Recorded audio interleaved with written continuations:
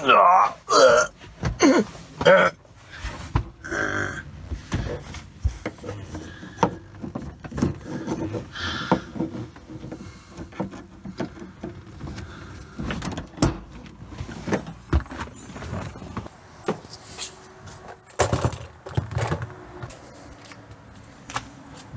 guys,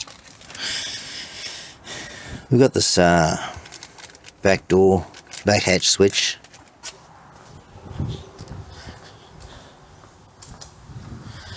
We're a 2010 Subaru Forester, and I think it's the switch. The rubber's gone off there, the rubber coating it sort of protects it, but that switch, I think it's the switch that's gone. It's quite common.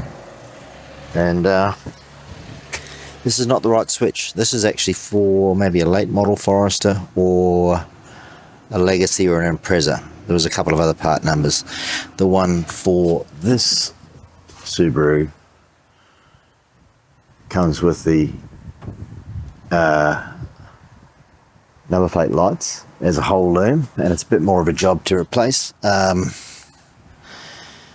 But this is the same switch. It's also a Nissan Qashqai, has the same switch, but this was the cheapest one and the one that was available, so I'm probably going to be cutting this somewhere here and just splicing that in. It doesn't plug in, but you know, it'll work. I'll let you know if it does. Yeah, a few tools. I've got to pull off the trim here, that trim, a couple of things here, and maybe this too. I'll let you know how I go. Come back to you. Then once I pull that off, pull off this panel. So there we go guys, we've got the back door off. That's the trickiest one to get to. You gotta get the, I got up in there and just popped it off with that. So none of those are broken, we've got all the clips off. Yeah, that was the one there, the green one. But yeah, good. Now we've got to do something about taking off this panel that's in behind here. We're going to get to which wiring harness are we doing here? Normally it would probably be this harness here. I would say it's probably the two wires there, or those two green. It's probably the two wires there actually. I should do a bit of testing. I might do that. I'll get the meter out. But I'm going to have to take, there's a little nut there. What are they going to be, 8 mil? Have I got another one in there? I might have another one in there. Oh, I've got to take this window wiper off, haven't I? To take this off. Okay, I'll come back to you. Yeah, I think we're good. We've got all the bolts off there. There's a couple of plugs undone. That was a screwdriver in there to release that, but that's all good. Take the wiper motor off. Make sure I took the nut off first before it would let it through. And might have some clips to do yet. I'll get on here and get the tool underneath there. It's starting to fade, that paint. Alright. Couple more on the edges. Messed up. Yeah, and I think I had to get that middle one as well. I thought that was on the badge, but I think it might be on there as well. Anyway, yeah, we're inside on the bench now. We've got the old back panel hatch thing off. That is the switch there. It's the same part, except just not the same part. That wiring loom is different. So we are going to follow this up into here somewhere and give it a snip. And looks like those are, what colour? Green. If that's coming out green up here, we might just test them here and see if that switch is actually working. and then we'll know whether it's the mechanism in the door or what the go is. So we'll get the meter out. We'll just give it a little test. Okay, with our meter, well, our lead's plugged into the common, and the impedance or ohms resistance range. We're around here on our lowest range, and we'll just test our meter and make sure that you always test your test gear. Come on.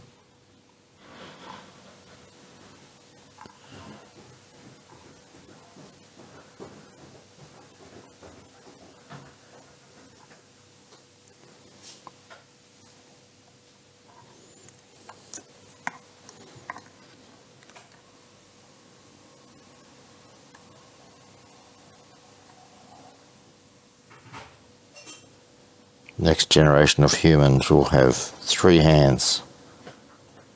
Okay, so there we go. So we've got continuity. We know that meter works. Now we'll put it onto here. Woohoo! And we'll do the switch. Nothing. No bueno. Okay, so I'll come back to you.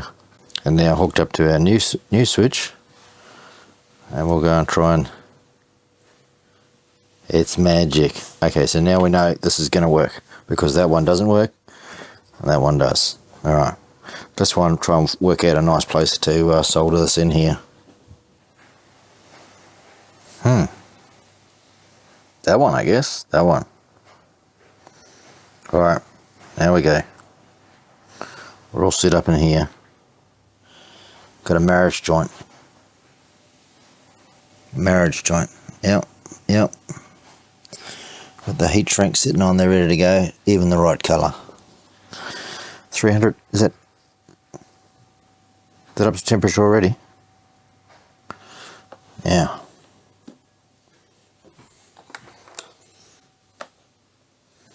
I'm just flexing here now, I know. This might be the second time I've used this. I think I saw it on the channel, the fella that makes stuff out of nothing. German fella. Post-apocalypse something. I'm gonna need both hands for this. Hold on. Okay, so we got in there. We got one of them successfully done with a marriage joint. That's going to be fine.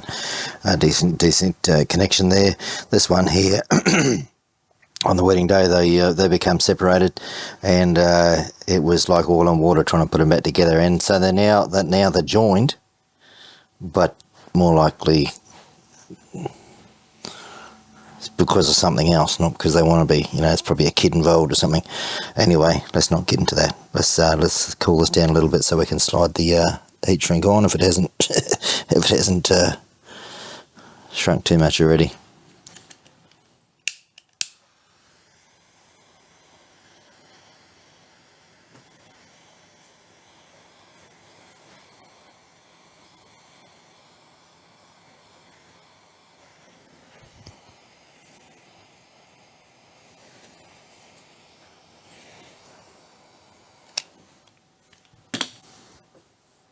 Let's give this a test. Okay, let's give this another test, hey? We're hooked up. It should be hooked up to there now. Let's give it a go. Yes.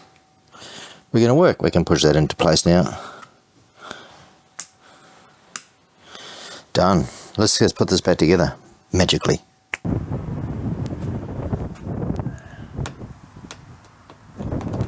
Right, that's it. Last one. With the dog ears. We're all good. Fitting all right around there. It's all good. It's all clipped in. It's all back on. It didn't need to come off. It's all back on. You got to make sure when you get it on that you get it sitting over the lip up here. Get that in there first so that's got a good... So you sort of want to come on and up. Then clip it up on that clip, the green clip. But we're all good. Done. Job's right. Cheers. Oh yeah, and that's the part number I used. It was the cheapest one. About $70. Now $68 Australian or something like that. So I think it's for a late model Subaru Forester. And as I said, there is another one for a Impreza, I think it was. And as I said, the Nissan Qashqai ones, I'll put the links down in the description, so you got all the part numbers to choose from. Find out whichever one's cheaper. Chop. You're out of here, mate.